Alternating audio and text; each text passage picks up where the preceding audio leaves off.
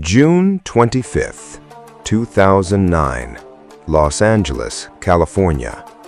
It is just after noon. In a rented mansion on Carrollwood Drive, a man is lying in bed. He has not slept properly in weeks. His body is exhausted. His mind will not stop. He has been rehearsing 6 days a week for a concert tour that will take him around the world. 50 shows, London, his comeback, the greatest return in the history of music. His personal doctor is with him. The doctor is not a sleep specialist. He is not a cardiologist. He is a general practitioner who has been hired to do something that no ethical physician should agree to do: administer a surgical anesthetic called propofol to help a man sleep in a bedroom rather than a hospital. At approximately 12:21 in the afternoon, the doctor leaves the room briefly. He returns to find the man is not breathing. He begins CPR. He calls for help. Paramedics arrive and continue resuscitation for 42 minutes. At 2:26 in the afternoon, Michael Joseph Jackson, the king of pop, the greatest entertainer who ever lived, the man who sold 750 million records, the man who invented the moonwalk, the man who made a music video that was shown in movie theaters, is pronounced dead. He is 50 years old.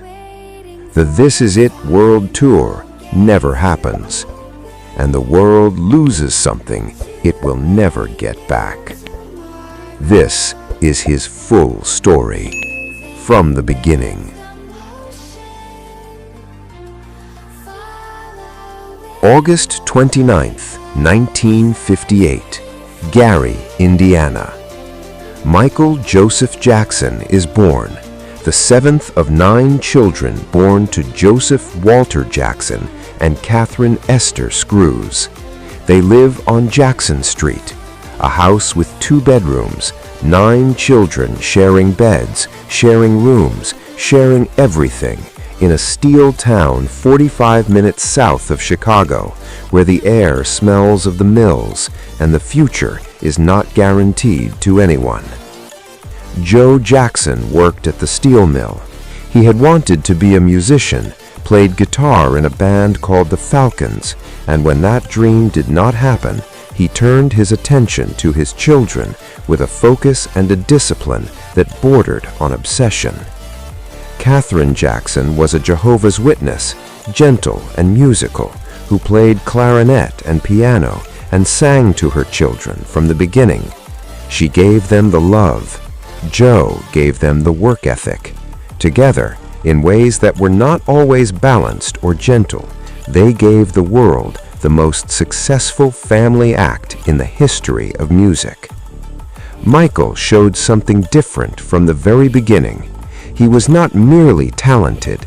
He absorbed music the way air is absorbed.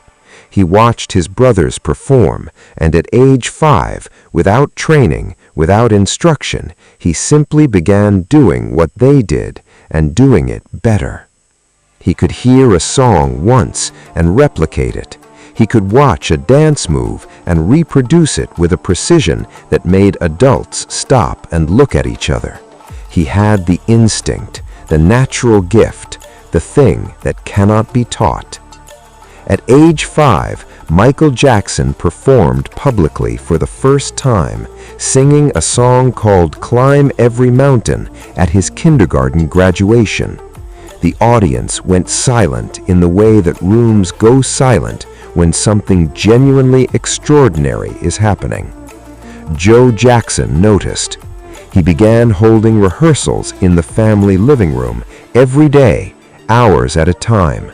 The brothers, Jackie, Tito, Jermaine, Marlon, and Michael, practiced until they were exhausted, and then they practiced more. Joe was demanding in ways that Michael later described carefully and with evident pain as abusive. The belt, the fear of making a mistake, the impossible standard. But the music was also real, the talent was real, and what Joe Jackson built in that tiny house in Gary, Indiana, would change the world.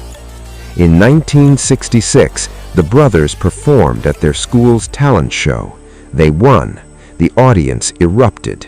Tito was 14, Jermaine was 12, Michael was 8 years old. In 1967, they won Amateur Night at the Apollo Theater in Harlem, the most prestigious amateur competition in the history of Black American music. The crowd at the Apollo gives nothing away for free. They gave everything to the Jackson 5 that night. The road to Motown had begun.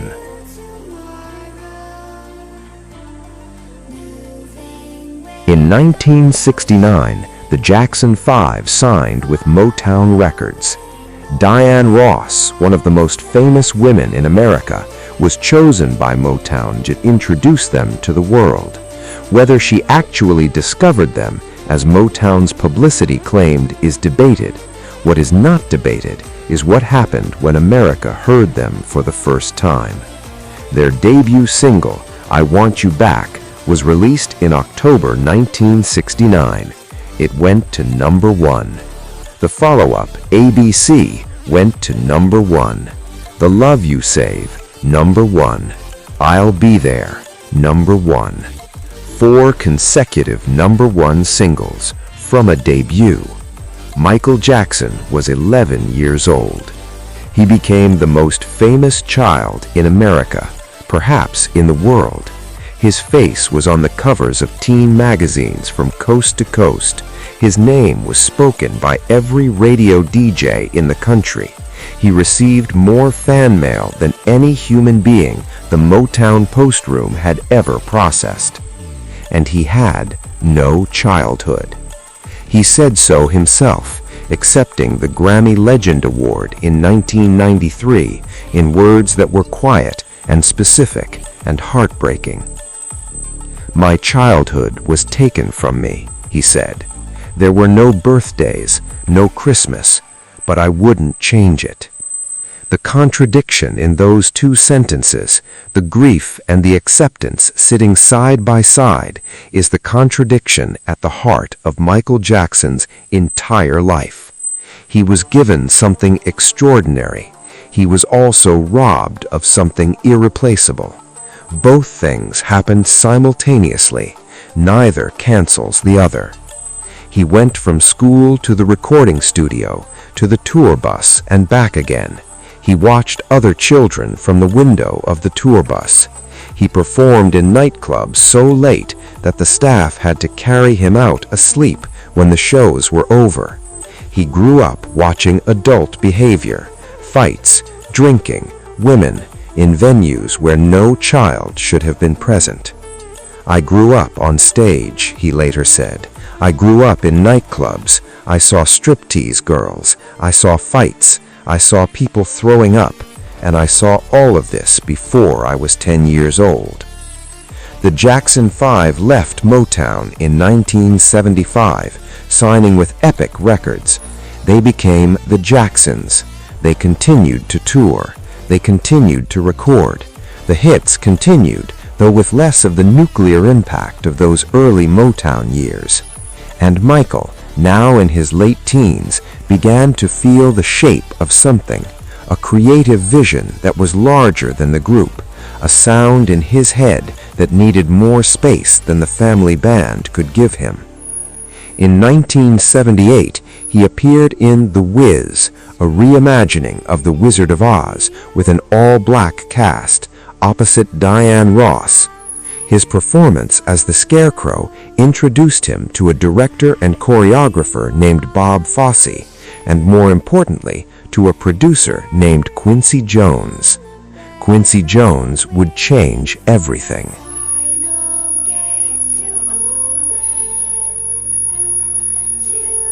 Quincy Jones was, by 1978, one of the most respected producers in the history of American music. He had worked with Frank Sinatra. He had arranged for Count Basie. He understood music not just as craft, but as mathematics and emotion simultaneously. He heard something in the 20-year-old Michael Jackson that he described later as a gift from God. Off the Wall, released in August 1979, was their first collaboration. It produced 4 top 10 singles, including 2 number ones, Don't Stop Till You Get Enough and Rock With You. It sold 7 million copies. It was nominated for the Grammy for Album of the Year. It lost. The loss stung Michael Jackson in a way that he later described as a motivating wound. He went into the studio with Quincy Jones for the follow-up album, determined to make something so undeniable, so enormous, so complete that the Recording Academy would have. First accusations: Jordan Chandler and the $23 million settlement, 1993. In 1993, a 13-year-old boy named Jordan Chandler alleged that Michael Jackson had sexually abused him. Jordan had visited Neverland multiple times. He and Michael had spent extensive time together. His father, Evan Chandler, initially attempted to extract money from Jackson through a private settlement before involving the police. The negotiations failed. The police were contacted. An investigation began. Michael Jackson denied the allegations absolutely and publicly. In a rare, direct television statement, he said he had not abused Jordan Chandler and that the claims were false. In January 1994, the civil lawsuit brought by the Chandler family was settled out of court. The settlement was for $23 million. Jackson's lawyers maintained the settlement was not an admission of guilt. He was not criminally charged at that time. The settlement, however, damaged him permanently in ways that no amount of music could repair. Half the world believed it was the payment of a guilty man. The other half believed it was the pragmatic decision of an innocent one, cheaper to settle than to fight a case that would destroy a career regardless of the verdict. Jordan Chandler, later as an adult, recanted his allegations under oath. His father, Evan Chandler, killed himself in 2009, the same year Michael Jackson died. The investigation closed without criminal charges, but the cloud never lifted. Chapter 7: Lisa Marie Presley, Debbie Rowe, and the Children, 1994 to 2001. In May 1994, Michael Jackson married Lisa Marie Presley, the daughter of Elvis Presley, the other man who has been given the title King by the world of popular music. Their relationship was genuinely complicated. Two people shaped by extraordinary fame from childhood. Two people who understood each other in ways that perhaps nobody else could. They appeared on the MTV Video Music Awards in 1994 and kissed on stage, a moment designed to project normalcy and stability. It was watched by 300 million people. They divorced in August 1996. Lisa Marie Presley, who maintained their relationship had been genuine, later said she believed she could save him, that she had not been able to. 2 months after the divorce, Jackson married Debbie Rowe, a nurse he had known for years who worked at his dermatologist's office. Their marriage was widely understood as primarily a practical arrangement to provide Michael with biological children. They had 2 together: Michael Joseph Jackson Jr., known as Prince, born in February 1997, and Paris Michael Catherine Jackson, born in April 1998. They divorced in 1999. A third child, Prince Michael Jackson II, later renamed Biggie, was born via surrogate in February 2002. Michael Jackson was, by all genuine accounts, a devoted father. He shielded his children's faces in public, including the famous incident in which he dangled baby blanket over a Berlin hotel balcony to show him to fans below, which generated widespread horror and condemnation. But in private, those who worked at Neverland and spent time with the family consistently described a father who was present, attentive, and genuinely loving.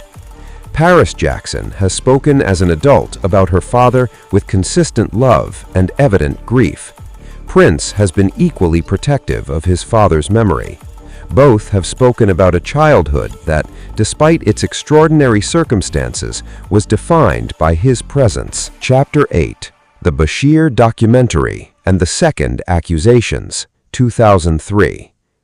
In February 2003, a British journalist named Martin Bashir aired a documentary called Living with Michael Jackson. Bashir had been given extraordinary access, months of filming at Neverland and around the world. Jackson had agreed because he trusted Bashir and wanted to correct what he saw as persistent misrepresentation of his life. The documentary devastated him instead. In it, Michael Jackson said something that stopped the world. Asked about his habit of sharing his bed with children who visited Neverland, he said it was the most loving thing he could think of to do for a child, that sharing a bed with a child was beautiful and innocent. The world was not able to hear those words without context in 2003. The first allegations had already happened. The settlement had already been paid. And now here was Michael Jackson, on camera, describing something that, stripped of his own sincere belief in its innocence, sounded deeply alarming. One of the children shown in the documentary was a 13-year-old cancer survivor named Gavin Arvizo. He and his family had visited Neverland.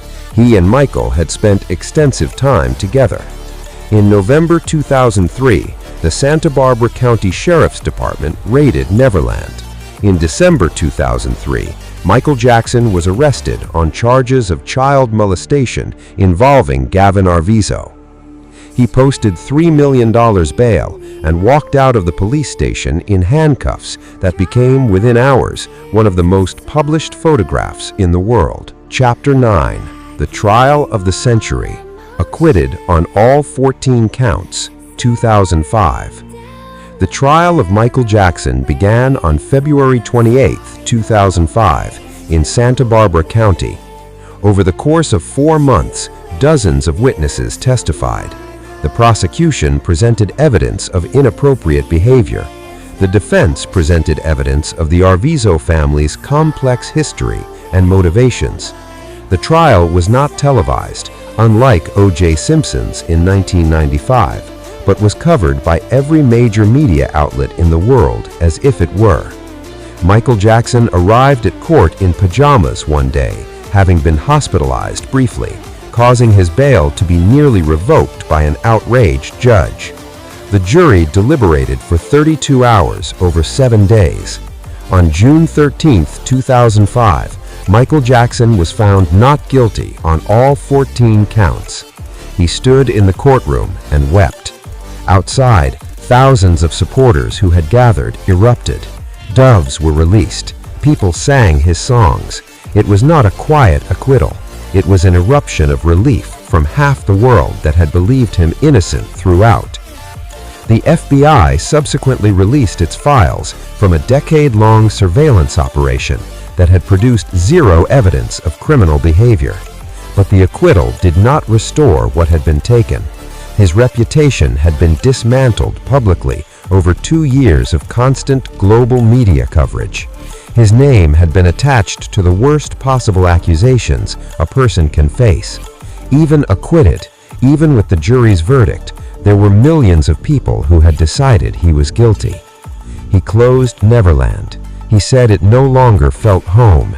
He left the United States and did not return for years, living in Bahrain, Ireland, and Las Vegas. The king of pop was in exile. Chapter 11. Is It It? The Comeback That Almost Was, 2009. 50 nights at the O2 Arena, London, beginning July 2009. Tickets sold out in minutes, all 50 shows, over 750,000 tickets. It was the fastest-selling concert event in the history of the venue and one of the fastest in the history of music. He began rehearsals at the Staples Center in Los Angeles in April 2009. The The footage that survived, captured by the concert film team AEG had hired to document the tour preparation, showed something remarkable. Michael Jackson, at 50, was still Michael Jackson. The voice, the movement, the command of space that was unlike anything any other performer had ever demonstrated. The choreography was still executed with a precision that defied age. He still moved like he had always moved, as if gravity was a suggestion that applied to other people, but not to him. The team around him was concerned about his health. He was thin. There were days when he seemed present, and days when something was off. Conrad Murray, the personal physician AEG had hired at Jackson's request, was administering propofol nightly to help him sleep. Murray was not board certified in any specialty. He had no intensive care equipment. He was doing something in a bedroom that was only safe to do in a hospital. On June 23, 2009, 2 days before he died, Michael Jackson gave what those who were present describe as one of the most extraordinary rehearsal performances of the entire preparation period. He ran through Earth Song with full emotional intensity, with the dancers, with the staging. It was, in retrospect, his last full performance. June 25, 2009. You already know what happened. Chapter 12, June 25, 2009. The night propofol stopped his heart. At approximately 10:40 in the morning of June 25, 2009, Conrad Murray administered Michael Jackson his nightly dose of propofol.